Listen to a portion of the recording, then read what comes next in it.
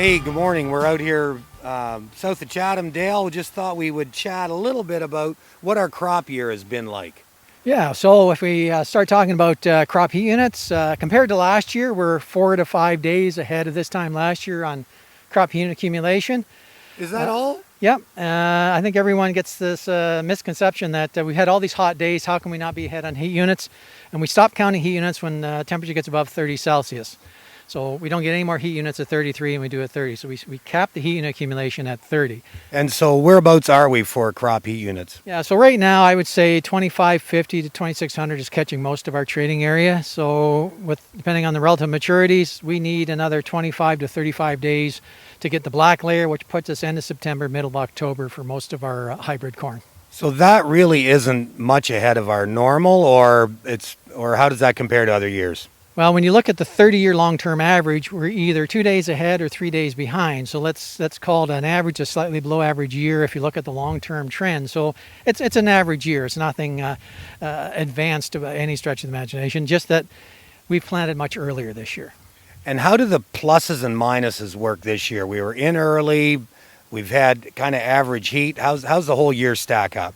Well, when you look at it that way, early, we got in early, so that's a positive. We planted a lot of corn in late April, early May. The negative was we had a lot of cold condition, lost quite a few plants per acre. So some of the populations are down a bit. On the plus side, we've had favorable nighttime temperatures for grain fill. So I think we're compensating for lack of plants with bigger cobs, denser grain, better grain fill. And we've had good plant health. And we're not seeing any nitrogen deficiency to speak of out there. So we got some pluses agronomically that are kind of compensating for the lack of plants. Interesting. When you talk about plant health, things like VOM, things that will contribute to VOM, how does that look so far this year? Well, so far this year, it looks quite low. So we always look in terms of incidence and severity. How often does it show up and how bad is it? We have some every year. It's not that we escape it. It's just a question is how bad does it get? And so far, so good. We're not seeing a lot of ear rots out there, which kind of starts the whole thing. So I suspect we will have a very low incidence and very much less severe than we've ever seen in the past. This morning was really foggy and wet and damp, and it looks like the next few days are going to kind of be the same. How does that impact that severity? Well, if the cobs are already infected, that just encourages more mold growth. It won't necessarily cause more infection if it isn't already there.